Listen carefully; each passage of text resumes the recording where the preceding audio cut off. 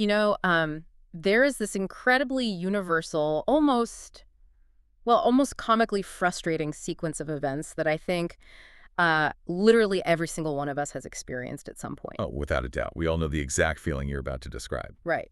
So it goes something like this. You wake up right at the dawn of the cycle, and the house is completely quiet. The world hasn't quite started buzzing yet, and your mind is just, it's just crystal clear. Yeah, that pristine morning clarity. Exactly.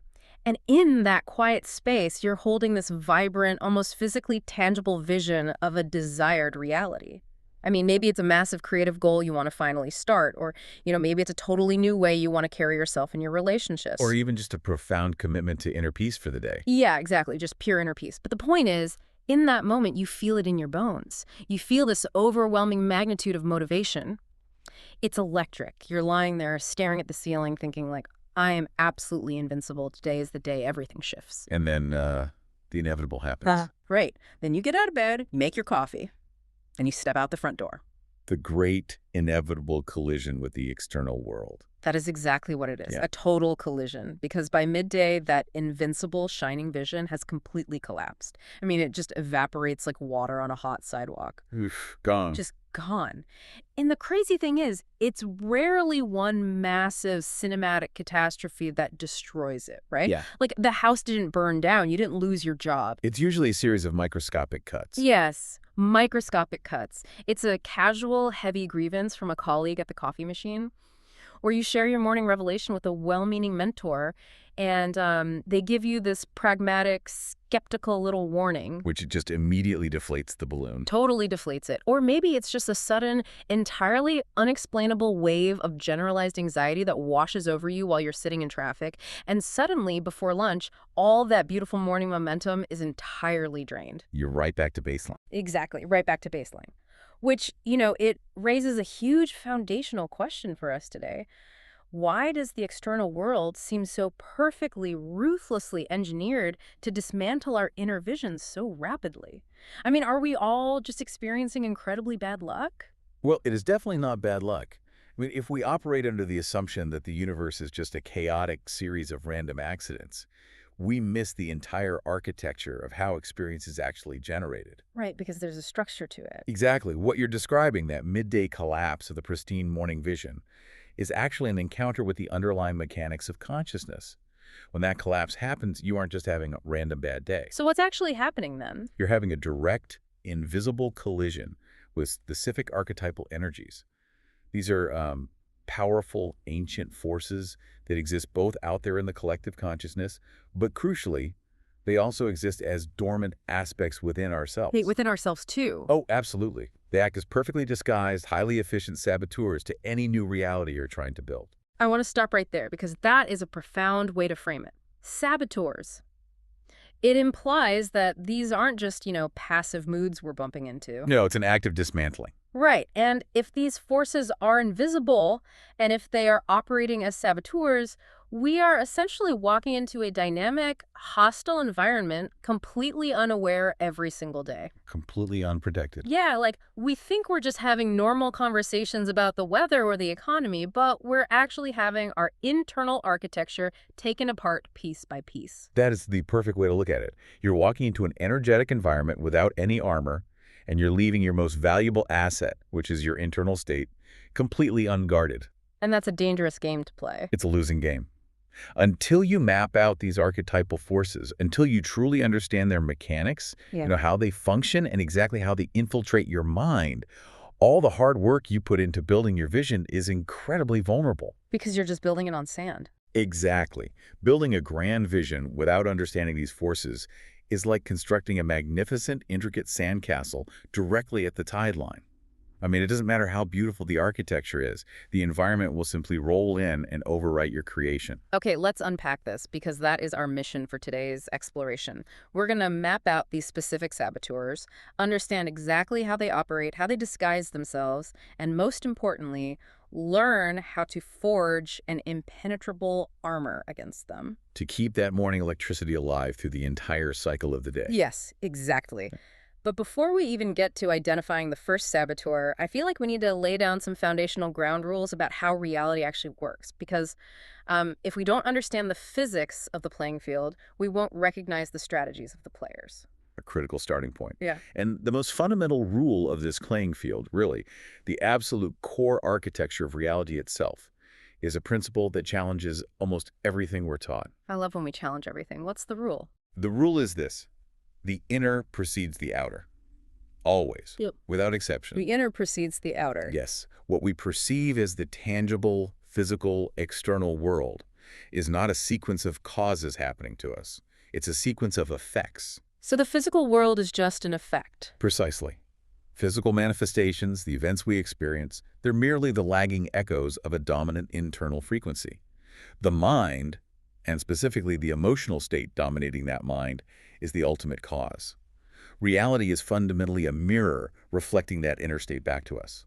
Wow, okay, that is a massive paradigm shift. It is completely counterintuitive to how we are raised, right? Oh, absolutely. We're conditioned backwards. We are. We are deeply conditioned to think the other way around. I know I was. I mean, the classic formula is when my external reality changes, then my internal state will finally change. The great illusion. Right. We tell ourselves, when the bank account reaches a certain level, then I'll feel abundant. When I find the right partner, then I'll feel loved. When the circumstances get better, then I'll feel peace. We place the cause entirely in the external world. And that reversal of cause and effect is the primary reason the vast majority of humanity remains entirely stuck in repetitive loops. Because they're trying to fix the wrong end of the equation. Exactly. You cannot alter a reflection by manipulating the glass of the mirror. It defies logic. Before anything can exist in the tangible physical realm, it must first exist in the vibrational internal realm. So it starts as a frequency. Yes.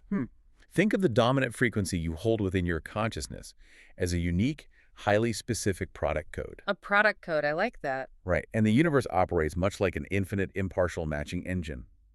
It doesn't judge the product code. It doesn't decide if the code is good for you or bad for you. It just scans it. It just scans it.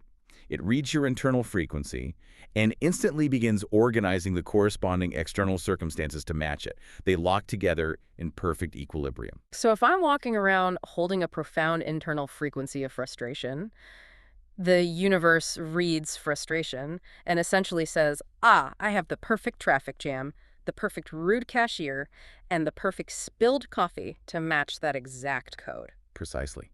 It delivers the physical equivalent of your non-physical state. Which brings up a pretty terrifying thought. If our internal frequency is the product code that literally dictates our physical reality, we have to talk about how incredibly vulnerable that frequency is. Highly vulnerable. Because consciousness isn't a sealed ecosystem, is it? It's highly infectious. We're constantly, invisibly exchanging resonant frequencies with everything and everyone around us. It is arguably the most contagious phenomenon in existence. I mean, we spend an immense amount of time worrying about physical contagion like viruses, bacteria, but the transmission of mental states and emotional frequencies is instantaneous. And way more impactful. Far more structurally impactful to our lives. We're deeply attuned to the frequencies of others, usually entirely outside of our conscious awareness. Like when you walk into a room. Exactly. You walk into a room where two people have just been arguing, and you feel the density in the air. Yeah. You haven't heard a single word, but your energetic system immediately registers the chaotic frequency. Okay, I have to challenge this slightly, or at least play devil's advocate for a moment, because when we talk about absorbing other people's emotional states, isn't that just a description of basic human empathy? Ah, that's a very common confusion. Right, because if a close friend is going through a devastating time and I sit with them and I feel heavy and sad around them, isn't that just a sign of connection? Like a sign that I am a caring human being? At what point does normal, beautiful empathy cross the line and become a dangerous infection of my own frequency? That is the essential distinction we must make if we want to master our reality. Yeah. Empathy and infection are not the same thing, though they're so often confused. How do you separate them? Empathy is the profound ability to witness, understand, and hold space for another person's state without adopting it as your own dominant frequency. Oh, I see. Empathy is standing on the shore, watching a ship battle a massive storm, and throwing them a lifeline. Infection happens when you dive into the freezing water to join them in the panic. Wow, okay. That's a huge difference. When their state overpowers yours and begins to dictate your point of attraction, you are no longer empathizing. you are infected. So empathy requires a boundary. Absolute boundary. Hmm. Think of it like a natural ecosystem. A solitary, chaotic spark, under the right conditions, can effortlessly ignite a vast, healthy forest. Right. Empathy is seeing the spark, recognizing its heat, and understanding its destructive nature. Infection is letting that spark land in the dry timber of your own mind. That paints a really vivid picture. If you're internally cultivating a delicate, brilliant seed of a new, expansive reality, that morning vision you woke up with, and you allow someone else's turbulent, chaotic frequency to wash over you and become your own, you're essentially watering a delicate garden with toxic runoff. Even if they don't mean to be toxic. Exactly. The other person's intention might not be malicious at all. They might just be venting. But the structural damage to the root system of your new vision is absolute. That is a brutal realization. I mean, you can destroy your own future reality just by being a careless sponge for someone else's present misery. And I think that leads us completely naturally into identifying the very first saboteur. It perfectly introduces the first archetype. Right, the first archetype that acts as that chaotic spark trying to set fire to our morning clarity. We can call this first force the complainer. The complainer. It is a fascinating archetype and deeply dangerous, precisely because it is so common we basically normalized it. It's everywhere. It is everywhere. But if we look at it mechanically, the complainer represents a fundamental structural violation of the rules of reality we just established. How so? Like, what are they actually doing wrong? When someone is completely embodying the archetype of the complainer, they are engaging in a very specific, tragic error. They're pointing entirely at the external circumstance and vehemently, passionately demanding that it change, while their cause, their internal state, remains entirely rigidly static. It's the ultimate refusal to accept that the inner precedes the outer. It is a complete rebellion against the mechanics of manifestation. I mean, you wouldn't try to bypass the laws of physics like gravity just because you find them inconvenient today, right? Yeah. You wouldn't jump off a roof and complain that you're falling. Exactly. But we do this constantly with the laws of resonant frequency. The complainer deeply believes that if they express enough intense dissatisfaction with the external world will somehow be bullied into yielding. Like they can yell at reality until it behaves. They literally believe their grievance is a tool for change. But the universe is completely indifferent to demands. It responds only to resonance. I am picturing this visually, and it is almost absurd. It's like wandering into a massive, elaborate mirror maze. I love this analogy. Yeah, you're walking through, and everywhere you look, you see a frowning, miserable reflection. The complainer is the person who gets furious at the frown, balls up their fists, screams at the glass, and tries to smash the mirror in a desperate attempt to force the reflection to smile. It is an exercise in profound delusion. It really is. No matter how much logic you use, no matter how justified your anger is, the mirror can never, ever smile before the face looking into it does. A brilliant analogy. The physical world is just the glass. And the grand tragedy of the complainer is that by focusing so intensely on the frowning reflection, by analyzing how unfair the reflection is, they generate a massive magnitude of dense, negative emotion. And emotion is the fuel. Yes, emotion is the driving language of the subconscious mind. Emotion is the raw, pure power that solidifies a belief into a physical outcome. So let's break down that mechanism. Because complaining feels so innocent sometimes. Let's say I'm sitting at a cafe and I'm complaining endlessly to a friend about a lack of opportunity. A very common scenario. Right. I'm saying the economy is fundamentally broken. The industry is rigged. No one is hiring people with my background. It's all completely unfair. I think I'm just venting steam. I think I'm just observing reality, what is actually happening on an energetic level. On an energetic level, you are not observing reality. You're broadcasting a highly potent, emotionally charged signal that screams scarcity. Setting my product code to lack. You're setting your product code to lack. And because the universe functions as that impartial matching engine, it receives that intense frequency of scarcity and instantly begins drawing an endless tide of circumstances into your immediate future that perfectly validate your complaint. Wow. So it creates a closed loop, a terrifying loop of affirmation. A self-fulfilling prophecy of the absolute highest order. You complain about lack. The universe, responding to your emotional intensity, delivers a tangible experience of lack. And then what do? I look at it and say, ah. Exactly. You then look at that new lack and use it as concrete evidence that your initial complaint was entirely justified. You say, see, I told you no one is hiring. And so feeling validated, I complain even louder. Which deepens the frequency, which draws even more lack. You become entirely encased in it. But why do we do it? If it's so destructive, why is complaining essentially the default mode of communication in so many workplaces and families? I mean, there has to be a psychological payoff. We wouldn't do it if we weren't getting something out of it. Oh, the payoff is massive, and it is entirely ego-driven. Complaining provides a very specific dark satisfaction to the human ego. It provided the intoxicating feeling of being right. The ego loves being right. It would vastly prefer to be right about the world being unfair, rigged, and miserable than take on the heavy, intimidating responsibility of changing its internal state to create joy. Wow. So it's a false empowerment. It is. The complainer gets to wear the crown of the victim, the martyr, the intellectual, who truly sees how broken the system is. They get sympathy from others. They get that trauma bonding at the water cooler. Exactly. But they get all of this by entirely abdicating their power as the architect of their reality. They're trading their infinite potential for a fleeting moment of righteous indignation. I see this constantly. It's the culture of commiseration. Someone walks into the office and says, I am so exhausted. And instead of someone saying, I hope you get some rest, the immediate response is, you think you're exhausted. Let me tell you how little sleep I got. A competitive race to the bottom of the vibrational scale. Yes, a race to the bottom. So if we know this is a trap and we know it's highly addictive, how do we catch it in ourselves? Because, I mean, I'm certainly guilty of slipping into the complainer archetype. We all are. We all have that dormant tendency. The most powerful diagnostic tool you can employ when you feel the urge to complain rising up is a concept we can call temporal displacement. Temporal displacement. That sounds like a sci-fi concept. Right. Unpack the mechanics of that for us. How does that work in a practical situation? It works by intentionally shifting your psychological anchor away from the present irritation and toward your ultimate vision. Okay, so a mental shift. Right. In the moment you feel the complaint forming, stop and vividly imagine the ultimate version of yourself. The version of you that has already successfully materialized your grandest vision. The version living the dream. Yes. The version of you living in absolute alignment, abundance, and peace. Hold that future identity in your mind.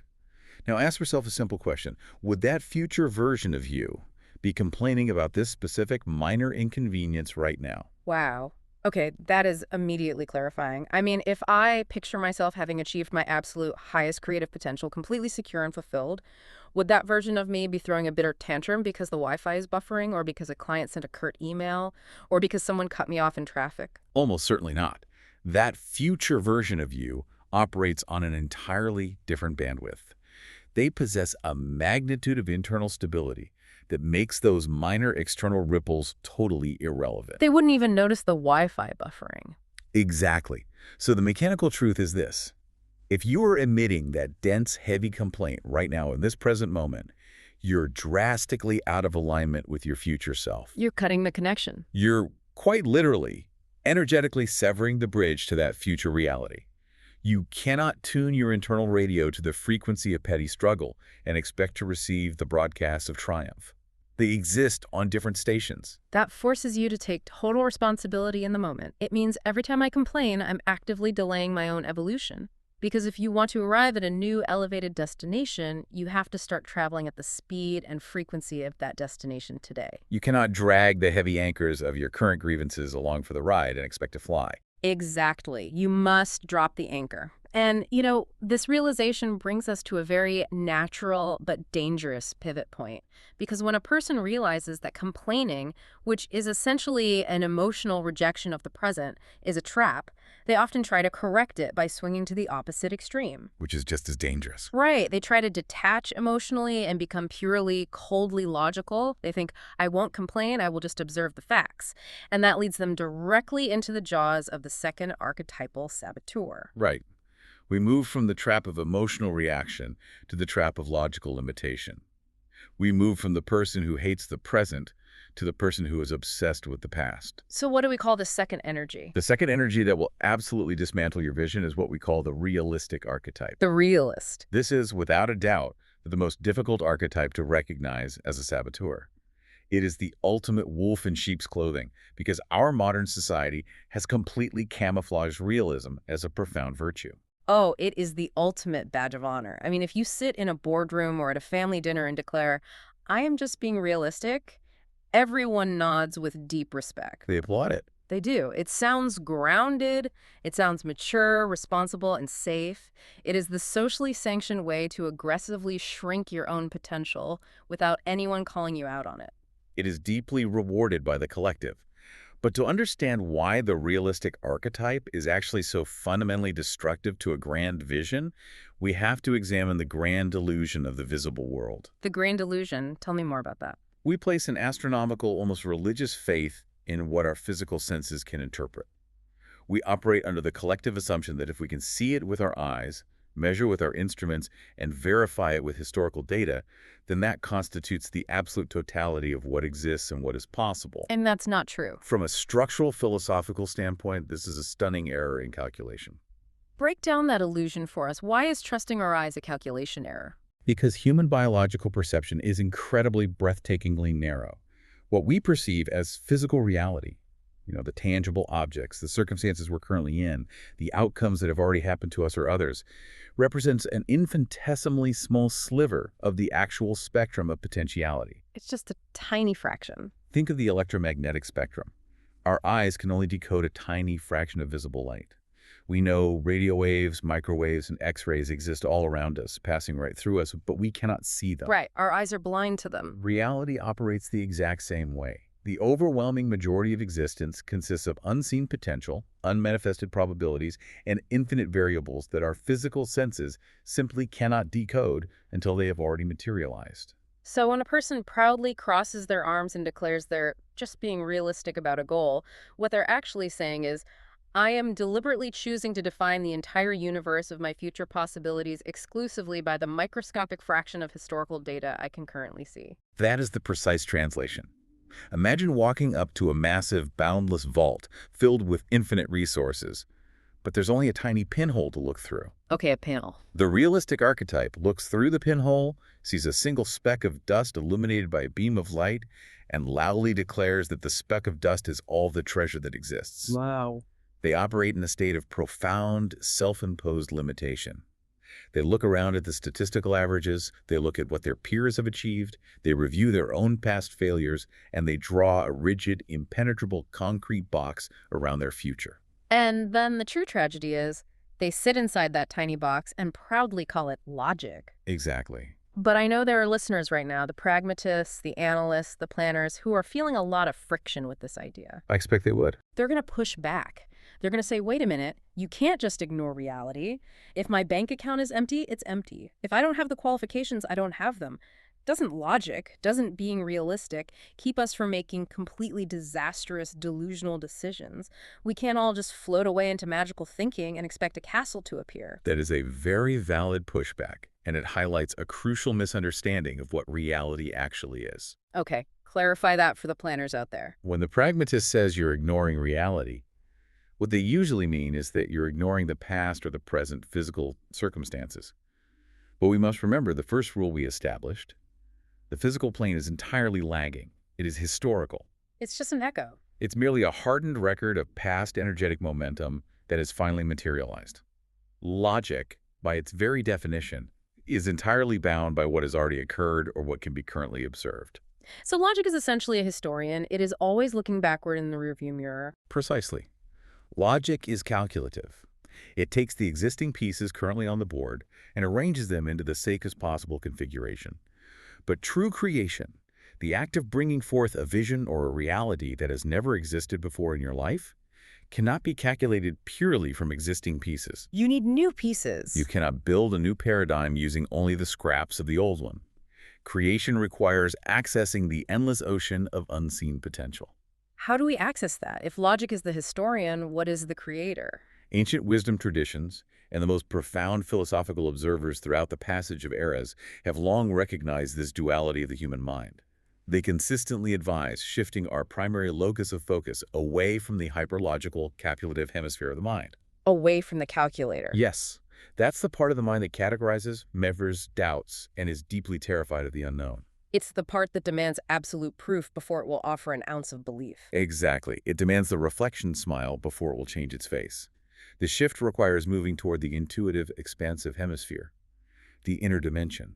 The imagination. This is the quiet, boundless space where potential resides, completely unburdened and free from the heavy constraints of the physical illusion. When you insist on operating solely on what has already been proven, you're essentially volunteering to be locked into the existing average boundaries of the collective consciousness. You're settling. You can never surpass the average if you only accept the average as the limit of possibility. It's the cult of pragmatism. We deeply reward people for conforming to the known limits. We give them a pat on the back for not rocking the boat. Like, oh, you took the safe route. You got the practical degree. You settled for the reasonable outcome. Very realistic of you. It feels incredibly safe to the ego. It feels safe because it provides two massive guarantees. What are those? First, it guarantees you won't be disappointed by aiming too high and missing. Second, and more importantly, it guarantees you won't be ridiculed by the collective for sounding crazy. Fear of judgment. The realistic archetype is deeply, secretly addicted to societal approval. If you articulate a grand vision that relies on the vast, unseen potential, a vision that hasn't been proven yet, that defies the current statistics, the collective will inevitably look at you with confusion, pity, or outright scorn. Because they can't see the unseen. Because they cannot see it. They're operating on a completely different frequency bandwidth, staring only through the pinhole. So the antidote to realism, the weapon we use to defeat the second saboteur, is actually the willingness to be entirely, unapologetically misunderstood. It's the absolute non-negotiable prerequisite. To create something entirely new, you must completely detach your self-worth from the need for societal approval. You have to stop asking for permission. You have to stop seeking validation for your vision from people who are only looking at the historical data. You must fully embrace the inner dimension, cultivating that quiet, unshakable knowing that exists long before physical evidence arrives to validate it. Which means looking crazy. You have to become totally comfortable, looking completely delusional to the realist. Because you're operating in a reality they literally do not have the perceptual equipment to see yet. That is such a liberating concept. I mean, to be a true architect of your life, you have to be willing to look like an absolute fool to the people who are only studying the blueprints of the past. Exactly. So we've mapped two major pitfalls. We have the complainer, who is trapped by an emotional rejection of the present circumstance, and we have the realist, who is trapped by the logical, calculative limitations of the visible past. And this leads to a very specific psychological crisis. How so? Once you successfully detach from the safety of those realistic limits, once you dare to step out of the pinhole and face the vast, unmapped ocean of unseen potential, the human ego experiences a profound shock. It panics. It loses all of its familiar, comforting boundaries. And that sheer panic leads us directly to the third and undoubtedly the most primal and dangerous force of all. The fear-monger. The fear-monger archetype. If complaining is a slow, dripping poison to your vision, and realism is a suffocating cage, fear is a violent evolutionary hijack. A hijack. The magnitude of fear, both biologically and energetically, is unlike any other force we encounter on this journey. Let's explore that hijack, because I want to ground this in how our bodies actually respond. What mechanically happens to our consciousness when the fear-monger archetype takes the wheel? Like, why is it so paralyzing? When intense fear is triggered, whether by an external threat or simply by the terrifying prospect of our own unmapped potential, it immediately locks human consciousness into the most ancient, primal architecture of the brain. It's a survival center. It thrusts you violently into the survival center. In this state, your entire physiological and energetic system is instantly rerouted to prepare for immediate physical danger. The fight, flight, or freeze response is activated. And what does that do to the vision? The catastrophic consequence of this biological shift is that access to the higher creative frequencies, that intuitive hemisphere we just discussed, the space of manifestation, complex problem solving, and vision, is completely and entirely severed. It makes perfect sense biologically. It's like throwing a massive breaker switch in a skyscraper. When a threat is detected, the emergency lights come on in the basement, but all the power to the penthouse, where the design, the architecture, and the creation happens, is totally cut off. That's a very accurate analogy. You can't be sketching a beautiful new building when you are just trying to survive the next 10 seconds. Exactly. You are physiologically and neurologically incapable of operating at the expansive frequency of your desired reality while you're locked in the survival center. The brain simply won't allow it. It shuts down the creative engine. But to truly understand the danger of the fearmonger, We must view this through the lens of energetic resonance, beyond just biology. Right, connecting it back to the idea that emotion is the primary language of creation. Emotion is the ultimate, undeniable language. The universe does not hear the words you speak. It feels the emotional intensity of the frequency you are broadcasting. And fear is loud. Fear carries an immense, staggering level of intensity. It is one of the most potent emotional signatures a human can generate. Therefore, the sheer magnitude of fear acts as a massive, blazing, energetic beacon. A beacon calling out to the universe. It illuminates the darkest parts of the unseen potential, broadcasting a highly potent signal that declares, this terrifying scenario is what is dominating my consciousness. Oh, wow. And the universal mirror, operating flawlessly and impartially, reflects that exact nightmare right back into your physical experience. You end up actively inviting the exact catastrophic circumstances you're desperately trying to avoid, simply because your fear provided those circumstances with the massive energetic fuel required to manifest. This reminds me of classic tragic stories of self-sabotage in relationships. Think of a scenario where someone is so profoundly terrified of losing a new partner. Yes, a perfect example. Their constant paranoia, their clinging behavior, their absolute dread of abandonment creates such a dense, toxic environment of suspicion that they actively drive the partner away. They create the exact abandonment they feared. Yes. Their fear becomes the very architect of their destruction. It is the ultimate self-fulfilling prophecy, operating at a much higher, more destructive voltage than the complainer's loop. Now, what makes the fear-monger archetype so deeply insidious is not just how it operates internally within our own minds, but how it is transmitted externally from others. And this is where we have to talk about something incredibly difficult but essential. Because when we think of fearmongers, we usually picture an obvious villain, an enemy, a toxic boss, or someone on the news actively trying to terrify us for profit. But that's rarely the case. Right. The truth is, the most dangerous fearmongers in our daily lives are rarely our enemies. They're very often deeply loving family members, our closest friends, our partners. I call this the Trojan horse of care. The Trojan horse of care. Let's unpack that, because it is so deceptive. Let's say you do the work. You wake up with the vision. You've successfully ignored the complainer at the coffee shop. You've bypassed the realist in your own head. You're ready. You're finally ready to take the massive leap into the unknown. And you sit down with someone who loves you deeply, a parent, a spouse, and you share this grand vision. And they look at you with total, genuine sincerity. And they say, I love you so much, and I just want you to be careful. Have you thought about the risks? What if the economy crashes? What if you lose all your savings? What if you fail publicly? The poisoned apple. They proceed to project their own profound, unhealed internal terrors directly onto your pristine vision, entirely under the guise of just being a protective loved one. And that dynamic is exactly how the most lethal infection spreads completely under the radar. Because it's disguised as love. Exactly. If an enemy or a rival attacks your dream, your psychological defenses immediately go up. You reject their frequency because you distrust their motive. You recognize the attack. Your shields are raised. But when a loving mother, or a fiercely devoted friend, offers you a chalice of pure poison and softly tells you it is a protective elixir, you drink it willingly. You lower your defenses, and you absorb their limiting reality without a second thought. Because we fatally confuse their anxiety for wisdom, we think, well, they love me unconditionally, and they're older, or they have more experience. So this terrifying scenario they're painting must be a valid, realistic data point that I need to incorporate into my plan. The mechanics of that acceptance are fascinating and tragic. The exact moment you validate their fear as wisdom, you allow that toxic primal frequency to take root in the fertile soil of your own subconscious. You plant their weed in your garden. You take their blazing beacon of worst-case scenarios, and you plant it squarely in the center of your own mental garden. Their care is absolutely genuine. Their love is deeply real. But their frequency is utterly destructive to the architecture of your desired reality.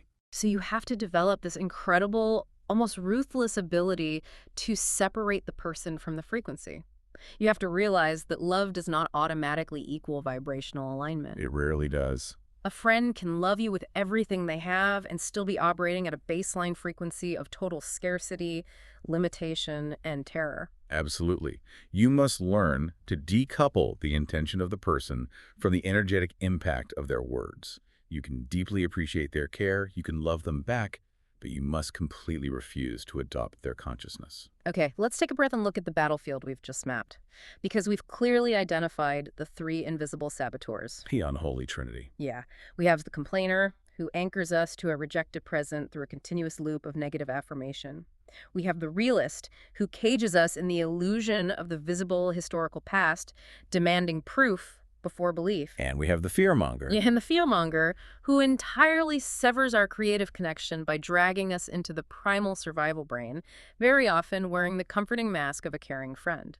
It is a formidable, relentless gauntlet to run every single day. It is, and honestly, it feels overwhelming. Because how do we practically survive this? We can't just move to a remote cave and never speak to another human being again. We have jobs, we have families, we have to interact with the chaotic world. We must live in the world, yes. So we must transition from diagnosing these threats to establishing a concrete protocol for absolute defense. How do we forge the energetic armor required to walk through this minefield untouched? If we connect this to the bigger picture, the foundation of this impenetrable armor relies on a philosophical truth that many, many people find deeply uncomfortable. Oh, I'm intrigued. What is it? Some might even find it offensive or paradoxical. Yeah. But to be of any true, lasting value to the world and to successfully actualize your grand vision, you must become fiercely, unapologetically protective of your inner state. Protective. You must embrace a radical, uncompromising form of selfishness as the absolute prerequisite for true selflessness. Selfishness is a prerequisite for selflessness. Okay, that is a heavy, challenging statement. Let's break that down, because the word selfish carries such a massive negative connotation in our society. We have been heavily conditioned to believe that being perpetually available to everyone, constantly absorbing everyone's emotional burdens, and endlessly adjusting our own state to accommodate the neuroses of the collective is a noble, selfless act. We're taught that a good person bleeds for others. Exactly. But let's look at the mechanics. If continually absorbing those burdens drains your creative energy, corrupts your vision, and inevitably drops your dominant frequency to the level of the complainer or the fear-monger, what actual tangible value are you providing to the world? None. You just become another casualty. Exactly. You're just adding to the dense noise of the collective. You cannot decrease the volume of complainers, realists, or fear-mongers in the external world by joining them in their frequency. You can't pull someone out of quicksand by jumping in. You cannot fix them by lowering your vibration to match theirs. The only variable in the entire universe that you have absolute sovereign control over is the fortification of your own frequency. It is the ultimate manifestation of the airplane oxygen mask analogy. They tell you every time you fly, you have to secure your own air supply before you can assist anyone else, even your own child. It's the perfect parallel. If you're suffocating on the toxic, dense frequencies of your environment because you're trying to save everyone else first, you're completely useless to the people you want to help, and your own vision is dead on arrival. Precisely. If you intend to manifest a reality characterized by profound abundance, revolutionary innovation, or deep peace, you have to be the unwavering, unshakable anchor of that specific frequency. You have to hold the line. You have to embody it completely. And to achieve that level of embodiment, you must establish what we can call the morning protocol. The morning protocol. This is where the theory becomes practice. This is the tactical application. Walk us through the anatomy of this protocol. The protocol is deeply rooted in the biological and energetic recognition of when your mind is at its most malleable state. At the dawn of the cycle, in those moments just after you wake up, your subconscious mind is highly receptive. It's basically wide open. The rigid boundaries of the ego haven't fully formed for the day. You are essentially a blank, highly impressionable canvas. This is the most critical window of your entire existence. And what are we doing in this window? During this window, before you interact with a single chaotic frequency from the external world, before you read the news, before you check a single email, before you listen to the grievances of a partner or the urgent demands of a boss, you must violently mandate a period of absolute unbroken isolation. So the absolute worst thing you can do is grab the phone off the nightstand and immediately start scrolling through the endless stream of the world's problems and panics. Doing that is the energetic equivalent of willingly opening the front door of your sanctuary and inviting the saboteurs directly into your bedroom while you are still lying there completely defenseless. That's horrifying. The morning isolation is not a luxury. It is a necessity. It is an act of deliberate, highly conscious brainwashing. Deliberate brainwashing. I love the provocation of that term because the reality is the world is going to try to brainwash you anyway, right? Constantly. From the moment you step outside, the collective is going to attempt to wash your brain with fear, with pragmatism, with endless complaint.